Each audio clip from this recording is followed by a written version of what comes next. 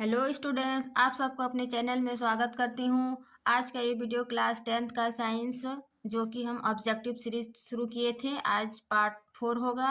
यानी कि objective question answer जो कि chapter wise and topic wise बता रहे थे। जो इसमें से प्रीवियस ईयर क्वेश्चन रहता है और आने वाले जो प्रश्न होगा उन्हीं प्रश्नों को हम बताते हैं। ठीक है ना। तो ये बायोलॉजी में जो हम शुरू किए थे, देखिए बायोलॉजी ऑब्जेक्टिव क्वेश्चन, जिसमें कि चैप्टर 1 जे प्रक्रम पढ़ रहे थे हम लोग। ठीक है ना। तो इसका हम पार्ट 1, पार्ट 2 और पार्ट 3 मतलब ऑब्जेक्टिव किए हैं।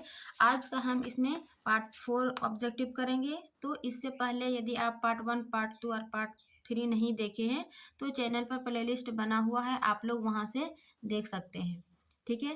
ये जो है जिस भी ईयर में पूछा गया है वो पीछे दिया हुआ है कि कौन सा ईयर में दिया हुआ है और 2026 में आने वाली संभावना है क्लास 10th के लिए, या फिर आप किसी भी एग्जाम की तैयारी कर रहे हैं तो ये ऑब्जेक्टिव प्रश्न जो है वो आपके लिए काफ़ी हेल्पफुल रहेगा। ठीक है। तो चलिए बिना देरी के शुरू करते हैं आज की ये चैप्टर 1 जे प्रक्रम का पार्ट 4 ऑब्जेक्टिव प्रश्नोत्तर। ठीक है। तो 94 से आज रहेगा। तो 94 का पहला प्रश्न शुरू करते हैं कि मंड परीक्षण के लिए हरी पत्ती पर आयोडीन डालने से पहले पत्ती को अल्कोहल में उबाला जाता है। ठीक है। मंड को घोलने के लिए, क्लोरोफिल को घोलने के लिए, या फिर पत्ती को मुलायम करने के लिए, इनमें से सभी। मीन्स मंड परीक्षण के लिए यानी स्टार्च का जो परीक्षण करते हैं पत्तियों में, तो उसको आयोडीन है ना, आयोडीन में डालते हैं। तो आयोडीन में डालने से पहले जो है वो पत्ती को अल्कोहल में डुबाया जाता है ना, उबाला जाता है। क्यों? क्योंकि ये जो क्लोरोफिल को घोलने के लिए, क्योंकि पत्ती में क्या पाई जाती है, क्लोरोफिल। तो क्लोरोफिल को घोलने के लिए जो है उसको अल्कोहल में डुबाया जाता है ना, या उबाला जाता है। तो ये 94 का बी हो जाएगा। यानी कि पत्ती में मंड है कि नहीं, मंड से वही स्टार है ना, है कि नहीं, उसको पता करने के लिए हम उसको आयोडीन में डालते हैं। और आयोडीन को डालने से पहले हम पत्ती को क्या करते हैं, अल्कोहल में उबालते हैं, ताकि जो है वो उसमें जो क्लोरोफिल है वो अच्छी तरह से घुल सके, है ना। तो इसका 94 का बी सही होगा। ठीक है। और वो जो पत्ती में है ना क्लोरोफिल है, वो क्या करते हैं, क्लोरोफिल को जब घोलते हैं तो उसका हरा रंग जो है वो हट जाता है ना। इससे आयोडीन के घोल से होने वाले रंग परिवर्तन को स्पष्ट रूप से देखा जा सकता है। ठीक। अब है 95 का कि स्लाइड को सर्वप्रथम कंपाउंड माइक्रोस्कोप से देखा जाता है। किसमें देखा जाता है, 5x में, 10x में, 25x में, या 25x में। तो जब कंपाउंड माइक्रोस्कोप का यूज करते समय जो है वो स्लाइड को सबसे पहले कम आवर्धन में है ना देखते हैं, जो कि सामान्यतः आमतौर पर 10x होता है। ठीक है ना। तो 95 का बी हो जाएगा कि इसका 10x पे सर्वप्रथम कंपाउंड माइक्रोस्कोप से देखा गया। ठीक है। अब है 96 का कि तिलचट्टा का श्वसन अंग है ना। तिलचट्टा का श्वसन अंग क्या है, तो इसका आंसर हो जाएगा ट्रेकिया।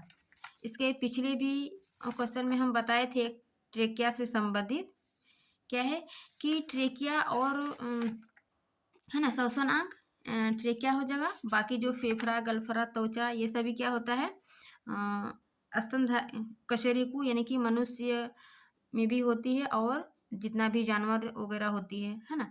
ट्रेकिया जो कीट, कॉकरोच, ये सभी में भी ट्रेकिया यानी कि ट्रेकिया श्वास नली होती है, जो कि तिलचट्टा का श्वसन अंग हो जाएगा। ठीक है ना। इसके अलावा ये ट्रेकिया जो है वो मनुष्य, पशु, पक्षी, इसमें भी ये श्वसन अंग होगा, यानी कि कशेरुकी जंतु में। ठीक है। जबकि तिलचट्टा या फिर कॉकरोच, टिड्डे, ये सभी ट्रेकिया उसका कोई विशेष श्वसन अंग नहीं होता है, बल्कि इसके शरीर में ही जो है वो श्वसन रंध्र से जुड़ा होता है, यानी कि उसके श्वसन रंध्रों से जुड़ा नालियों होता है, उसी में जो है वो ऊतक पर हवा डायरेक्ट पहुंचा देती है ट्रेकिया द्वारा। ठीक है ना। तो 96 का सही हो जाएगा ए, तिलचट्टा का श्वसन अंग हो जाएगा ट्रेकिया। जबकि मछली जो है वो किस अंग द्वारा श्वसन करती है, 97 का। ठीक है। तो मछली जो है वो गिल्स से श्वसन करती है, क्योंकि जो पानी में घुली होती है ऑक्सीजन, वो घुली हुई ऑक्सीजन को ही गिल की मदद से वो श्वसन के जरिए अंदर लेती है ऑक्सीजन को। ठीक है ना।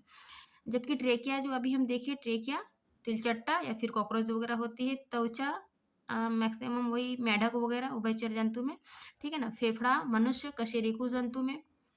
फिर 98 का पौधों के पत्तियों के रंध्रों द्वारा वाष्प के रूप में निष्कासन की क्रिया को कहते हैं।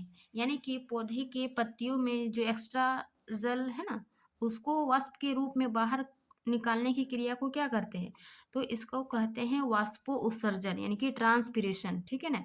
तो 98 का ए हो जाएगा, ठीक है। फिर 99 में क्या है कि पौधे हरे क्यों होते हैं। पौधे हरे यानी कि पौधे की पत्तियों में जो है वो क्लोरोफिल है ना, क्लोरोफिल होने के कारण हरे होते हैं। क्योंकि ये क्लोरोफिल नामक जो है, क्लोरोफिल ये एक हरा पिगमेंट होता है ना, यानी कि वर्णक। क्लोरोफिल एक हरा वर्णक होने के कारण जो है वो पौधे पत्ती हरे दिखते हैं। तो इसका 99 का सही हो जाएगा बी नंबर, ठीक है ना, क्लोरोफिल होने के कारण। फिर 100 का अंतःकोशिकीय पाचन होता है पौधा में, अमीबा में, तिलचट्टा में, मनुष्य में। अंतःकोशिकीय क्या हो जाएगा, ये प्रायः अमीबा में देखा जाता है।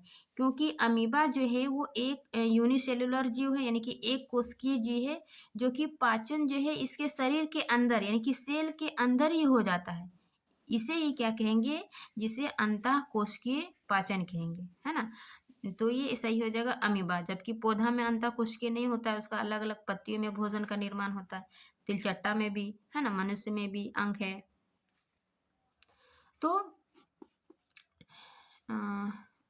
ये बी नंबर देख लिए।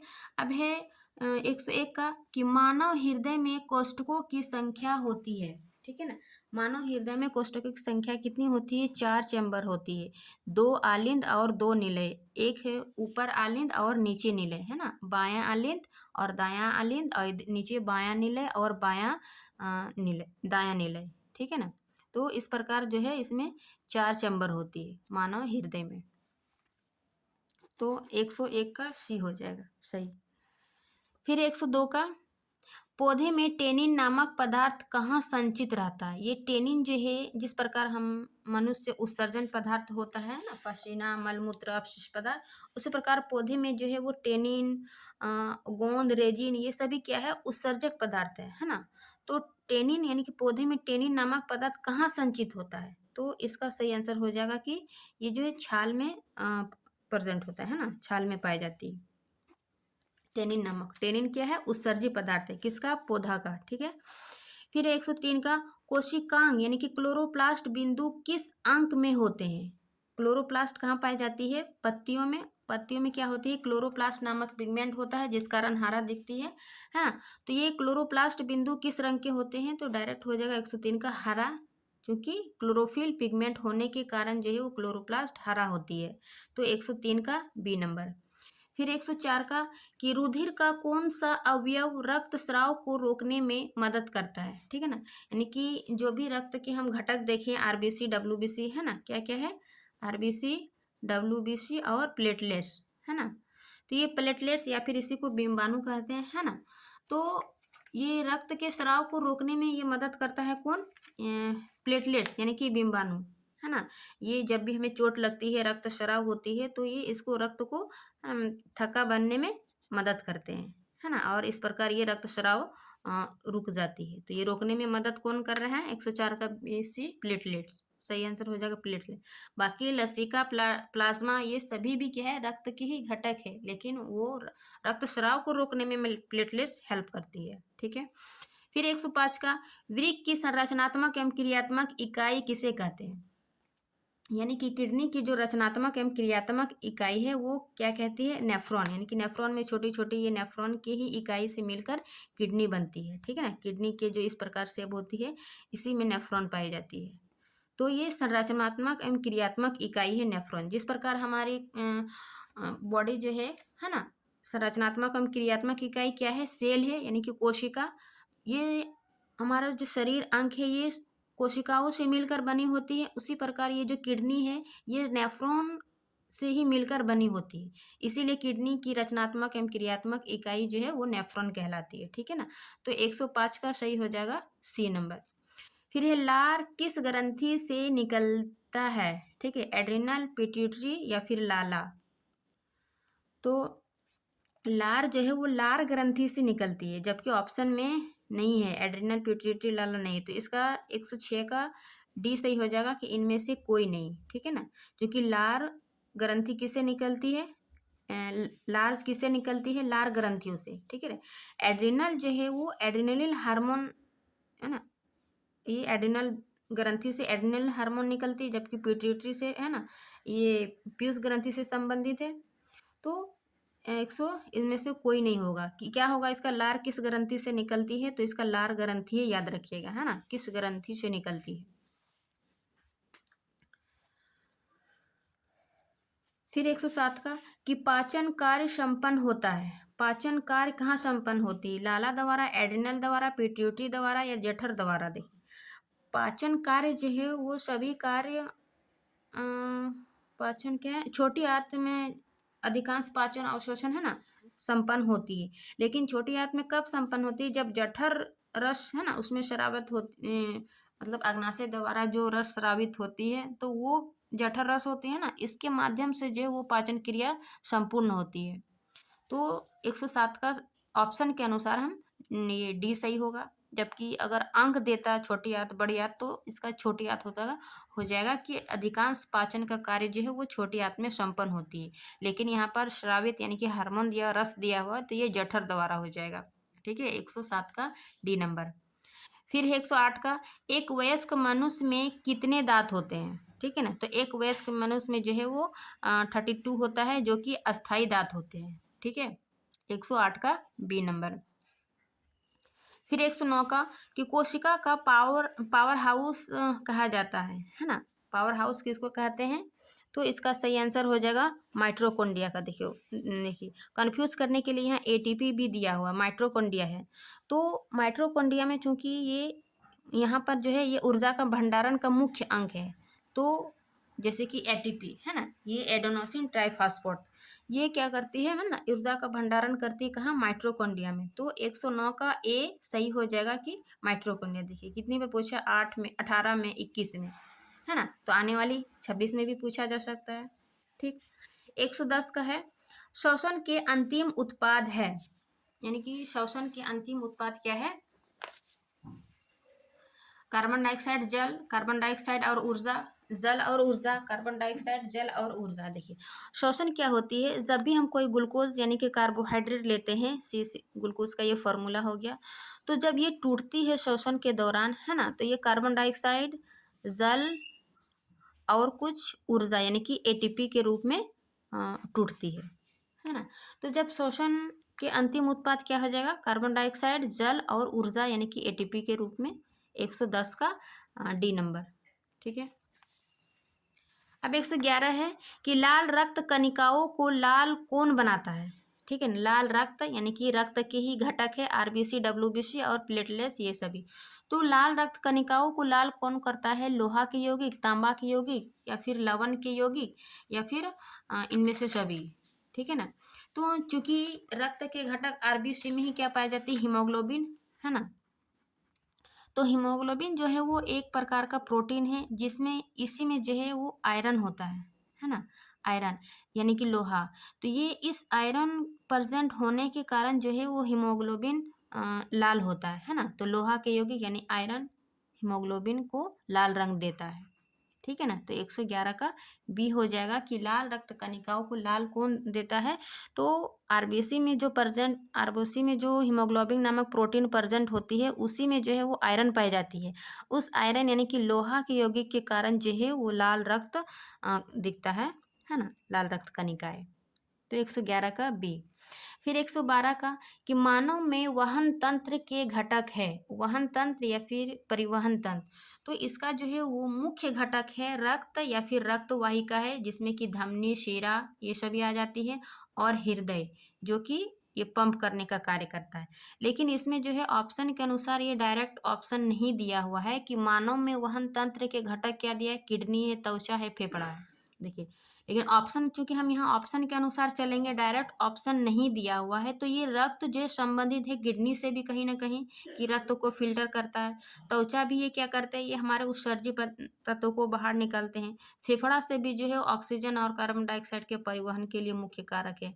तो हम इसमें ऑप्शन के अनुसार चलते हैं तो इसका सभी हो जाएगा, इनमें से सभी, है ना। 112 का कि मानव में वहन तंत्र के घटक है इनमें से सभी, जबकि मुख्य घटक हो जाएगा इसका रक्त वाहिकाएं, यानी कि रक्त वाहिकाएं में धमनी, शिरा और हृदय। ठीक है ना, ये याद रखिएगा। उसके बाद 113 का है कि हरित लवक के किस भाग में प्रकाश संश्लेषण की क्रिया होती है, यानी कि क्लोरोप्लास्ट। अभी हम देखें कि पत्तियों में जो है वो क्लोरोप्लास्ट होती है। क्लोरोप्लास्ट में क्या है, क्लोरोफिल पिगमेंट, जो कि उस पिगमेंट के कारण हरी दिखती है ना। तो हरित लवक के किस भाग में प्रकाश संश्लेषण की क्रिया होती है, तो ये हो जाएगा डायरेक्ट हरे भाग में। ठीक है, जिसमें क्लोरोफिल, जिसे क्लोरोफिल कहते हैं, और इसी में क्या करते हैं, सूर्य के प्रकाश को अवशोषित करके वो अपने प्रकाश संश्लेषण की क्रिया करती है। ठीक है ना, तो 113 का बी सही होगा। फिर 114 का कि रक्त में उपस्थित प्लेटलेट्स के कारण होता है, यानी कि रक्त में जो रक्त के घटक बताएं, WBC, RBC, प्लेटलेट्स, यानी कि जिसको बिम्बाणु भी बोलते हैं, है ना। तो इसका रक्त में उपस्थित प्लेटलेट्स के कारण होता है, क्या होता है, तो ये प्लेटलेट्स के कारण जो बताया कि रक्त के, है ना, रक्त में थक्का, मतलब रक्त के शराब को रोकता है, रक्त के थक्का, इसका भी सही हो जाएगा आंसर। ठीक है ना। फिर 115 का ग्रहणी भाग है। ठीक है, ग्रहणी किसका भाग है, तो इसका सही आंसर हो जाएगा छोटी आंत का। छोटी आंत का जो है वो 3 भाग है। एक है, पहला हो जाएगा ग्रहणी, है ना, पहला ग्रहणी, और दूसरा हो जाएगा जेजुनम, है ना। जेजुनम, ये 3 भाग याद रखिएगा हमेशा, इससे जो है वो क्वेश्चन बनती है। ठीक है ना, ग्रहणी, पहला ग्रहणी, दूसरा जेजुनम और तीसरा इलियम। ठीक है, तो गृहिणी ये जो सबसे पहली मतलब छोटी आंत का ये सबसे पहला ही भाग है गृहिणी, है ना। दूसरा भाग है जेजुनम और तीसरा है एलियम। तो 115 का सी हो जाएगा। फिर 116 का स्टोमेटा के खुलने और बंद होने की क्रिया को नियंत्रित करता है, यानी कि स्टोमेटा कि खुलने और बंद होने की क्रिया को कौन कंट्रोल करता है, तो इसका सही आंसर हो जाएगा द्वार कोशिकाएं, है ना। द्वार कोशिकाएं क्यों, क्योंकि देखिए स्टोमेटा का जो इस प्रकार की संरचना होती है ना, ये माना कि छिद्र है, तो इसके ये है द्वार कोशिका, यानी कि जिसको गॉड सेल बोलते हैं। ठीक है ना, गॉड सेल, और इसकी चारों ओर जो है वो सब्सिडरी सेल होती है, सहायक कोशिकाएं। ठीक है, तो ये गॉड सेल के ही मदद से जब इसमें प्रकाश संश्लेषण की क्रिया होती है दिन के समय, तो ये जो है रंध्र ओपन हो जाती है ना, खुल जाती है, क्योंकि इसमें पानी ऑक्सीजन भर जाती है, तो ये गॉड सेल जो है वो फूल जाती है। जब रात्रि के समय होती है तो इसको प्रकाश संश्लेषण की क्रिया नहीं होने के कारण जो है वो गॉड सेल चिपक जाती है, जिस कारण ये बंद हो जाती है। तो ये स्टोमेटा के खुलने और बंद होने की क्रिया को कौन कंट्रोल कर रहे हैं, तो ये गॉड सेल ही हो जाएगा ना, यानी कि द्वार कोशिका। इस पूरा 116 का हो जाएगा ए नंबर। ठीक है, फिर 117 का कि कौन सा एंजाइम जो है वसा पर क्रिया करता है। ठीक है ना, कौन सा एंजाइम वसा पर क्रिया करता है, यानी कि वसा को कौन पाचन करता है, तो 117 का हो जाएगा सी नंबर, है ना, लाइपेज। लाइपेज क्या करता है, ये वसा के पाचन में पाचन करता है, जबकि पेप्सिन जो है प्रोटीन को पाचन करता है। पेप्सिन क्या, प्रोटीन, जो प्रोटीन के अभी पाचन पेट में। ट्रिप्सिन भी प्रोटीन का ही पाचन करती है, लेकिन ये छोटी आंत में करती है। ठीक है ना, ये मुख्यतः याद रखिएगा, देखिए 20-21 में पूछा गया है। ये छोटी आंत में प्रोटीन के पाचन करते हैं, पेप्सिन प्रोटीन का ही पाचन करते हैं, कहाँ पर, पेट में। ठीक है ना, एमाइलेज ये कार्बोहाइड्रेट के पाचन में सहायक है ना, कार्बोहाइड्रेट। लाइपेज वसा के पाचन में, तो 117 का सी हो जाएगा। फिर 118 का किस प्रकार के शोषण से अधिक ऊर्जा मुक्त होती है। ठीक है ना, कि किस प्रकार के शोषण से अधिक ऊर्जा मुक्त होती है, तो इसका सही आंसर हो जाएगा वाह्य भाग से, 118 का ए नंबर। देखिए शोषण के 2 प्रकार है, वाह्य और अवाह्य। वाह्य में क्या होता है, ये ऑक्सीजन की प्रेजेंट में शोषण की क्रिया होती है। ठीक है ना, जबकि अवाह्य में जो है वो ऑक्सीजन की अनुपस्थिति में। ठीक है ना। तो ऑक्सीजन की अनुपस्थिति यानी कि अवायवीय की तुलना में ये अधिक ऊर्जा मुक्त करती है वायवीय श्वसन, ठीक है ना। तो 118 का सही हो जाएगा ए। फिर 119 का कि हाइड्रा में क्या पाया जाता है, मस्तिष्क, तंत्रिका, मुख या स्पर्शक। तो हाइड्रा में जो है प्रायः जो मुकुलन में हाइड्रा में मुकुलन विधि से अलैंगिक जनन विधि देखी जाती है ना। तो इसमें इस प्रकार की इसमें टेंड्रक पाई जाती है ना, टेंटेकल्स यानी कि स्पर्शक। ये 119 का डी होगा, जो इसको चलने चलने और श्वसन करने में मदद करती है ना। 119 का डी। फिर 120 का कि फ्लोएम ऊतक द्वारा कार्बोहाइड्रेट का परिवहन होता है ना। फ्लोएम यानी कि जो कि हम संवहन ऊतक क्या देखें, जाइलम और फ्लोएम। तो फ्लोएम जो है जल भोजन का परिवहन करता है और जाइलम जल का, लेकिन ये डायरेक्ट भोजन को परिवहन नहीं करती है ना। फ्लोएम ऊतक द्वारा कार्बोहाइड्रेट का परिवहन करता है। वो किस रूप में, जब भोजन को क्या करता है, कार्बोहाइड्रेट को सुक्रोज के रूप में परिवर्तन करता है, उसके बाद वो सुक्रोज का ही परिवहन करती है ना, पौधा द्वारा। तो 120 का सही हो जाएगा डी, कि सुक्रोज के रूप में वो कार्बोहाइड्रेट का परिवहन करती है, ठीक है। फिर 121 का तिलचट्टा में कितने जोड़े श्वास रंध्र पाए जाते हैं। तिलचट्टा में जो श्वास रंध्र होती हैं तो इसका 10 जोड़े हैं तिलचट्टा में। 121 का सी सही हो जाएगा, ठीक है। फिर 122 का प्रकाश संश्लेषण की क्रिया होती है। तो प्रकाश संश्लेषण की क्रिया होती है फंगस में, जंतुओं में, परजीवियों में, हरे पौधे में। तो इसका 122 का सी हो जाएगा। क्यों? क्योंकि इसमें पत्तियों में जो है वो क्लोरोफिल पाई जाती है ना, जो कि क्लोरोफिल पिगमेंट होने के कारण पत्तियां हरी होती है और इसी में क्या होता है, प्रकाश संश्लेषण की क्रिया होती है, ठीक है। फिर 123 का निम्न में सबसे तेज हृदय धड़कन किसका होता है। देखिए, वैसे तो जंतु में पूछा कि सबसे तेज हृदय धड़कन जो है वो चूहे का होता है, लेकिन यहाँ पर अमोनिया, यूरिक अम्ल, यूरिया पूछा है। तो देखिए ये सभी क्या है, अमोनिया, यूरिया या फिर यूरिक अम्ल, ये क्या विषैला है ना। ये विषैला मतलब पदार्थ, अब जो भी अपशिष्ट पदार्थ है उसको बाहर निकालते हैं, है ना, ये विषैले तत्व है। तो इसको बाहर करने के लिए पानी की आवश्यकता होती है। तो जो जितना विषैला होगा वो उतना अधिक तेज हृदय धड़कन होगा। तो इसमें जो है सबसे अधिक विषैला जो है वो अमोनिया होता है, पहला। फिर दूसरा नंबर हो जाएगा यूरिया, है ना। तीसरा नंबर हो जाएगा यूरिक अम्ल।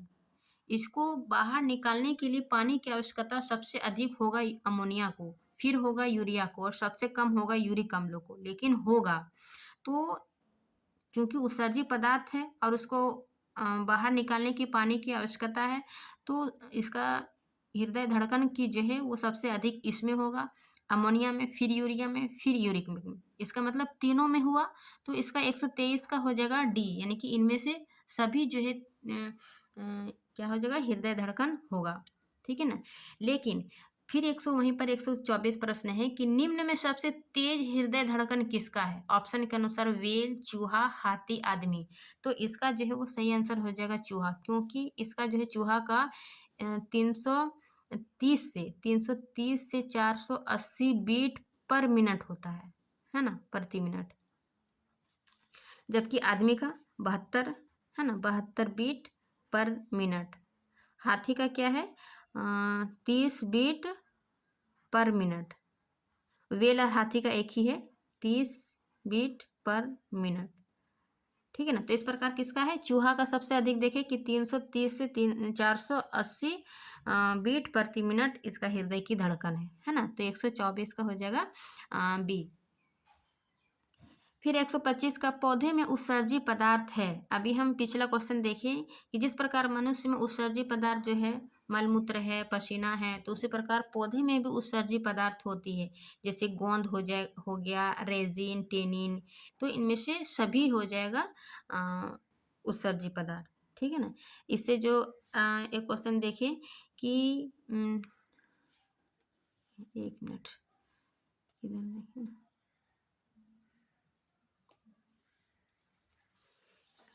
चलिए।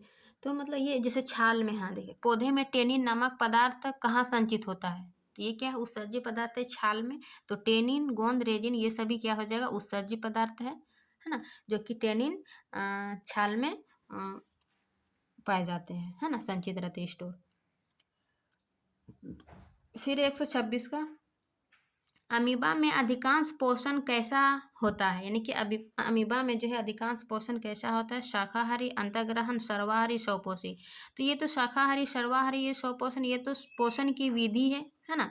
जबकि अमीबा में क्या करता है वो अंतः, है ना, अभी देखें कि उसमें उसके शरीर के अंदर ही पूर्ण पाचन हो जाता है, अंतःकोशिकीय पाचन होता है ना। उनके शरीर के अंदर ही यानी सेल के अंदर ही पाचन हो जाती है, इसलिए उसको अंतःकोशिकीय पाचन कहते हैं। तो अंतःग्रहण द्वारा इस प्रकार ये अमीबा का स्ट्रक्चर होता है। ये क्या करता है, ये यानी कि वैक्यूल रसधानी द्वारा, है ना, सीडोपोडिया द्वारा क्या करता है, यूज करके ये अपने भोजन को अंदर कर लेते हैं, जिसे अंतःग्रहण कहते हैं, है ना। 126 का बी सही हो जाएगा। ठीक है, तो आज के लिए इतना ही, यानी कि ये पार्ट 4 था। हम नेक्स्ट पार्ट में 5 पार्ट में क्या करेंगे, यानी 168 क्वेश्चन है, ये सभी को हम कंप्लीट कर देंगे 5वें पार्ट में। ठीक है ना। तो ये चैप्टर 1 जो है वो कंप्लीट हो जाएगा मेरा ऑब्जेक्टिव।